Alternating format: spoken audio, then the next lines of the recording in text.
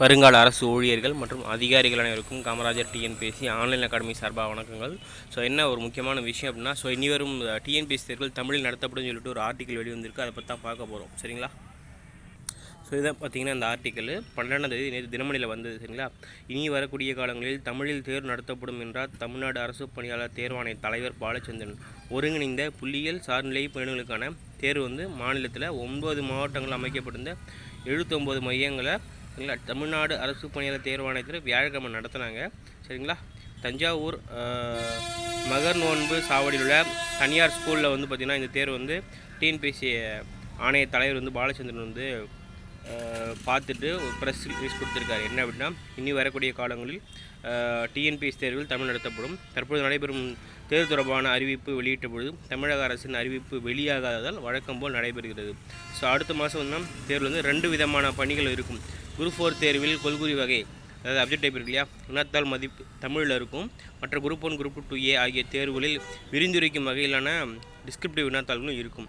தமிழில் கேட்கப்படும் கேள்விகளுக்கு 40க்கும் அதிகமான மதிப்பெண் எடுத்தால் மட்டுமே மற்ற கேள்விகளுக்கான பதிலை திருத்தப்படும் சொல்லியிருக்காங்க. ஸோ அதை அமல்படுத்த போகிறாங்க. அதுமாதிரி குரூப் 4 தேர்விலும் 40க்கும் அதிகமான மதிப்பெண்களை பெற்றால்தான் தொடர்ந்து அவர்கள் எழுதிய அனைத்து விடைகளும் மதிப்பீடு செய்யப்படும்.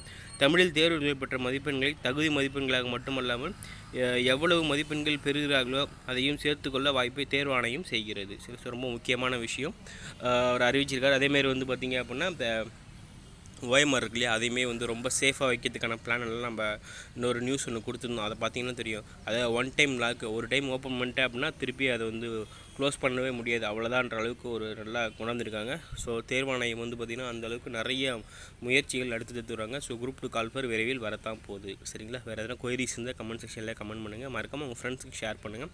மேலும் மோடிட் பண்ண எங்களுக்கு ஒரு லைக் பண்ணுங்கள். சரிங்களா? வேறு எதனா கொயரிஸ் இருந்தால் கமெண்ட் செக்ஷனில் கமெண்ட் பண்ணுங்கள். அகாடமி இந்தியாவோட number 1 academy every Wednesday new batch start பண்ணுறாங்க. சரிங்களா?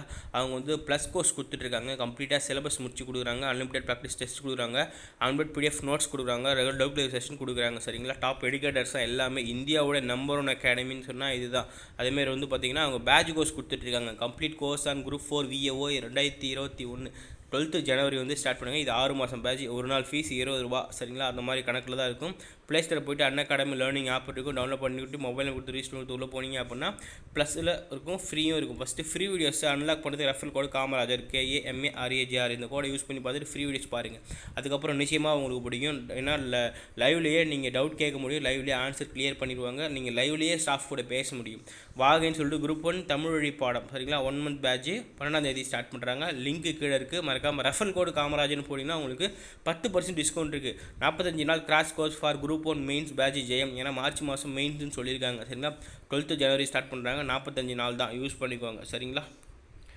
வேறு ஏதாவது கொயரிஸ் இருந்தாலும் கமெண்ட் செக்ஷனில் இருக்குது, கமெண்ட் பண்ணுங்கள்.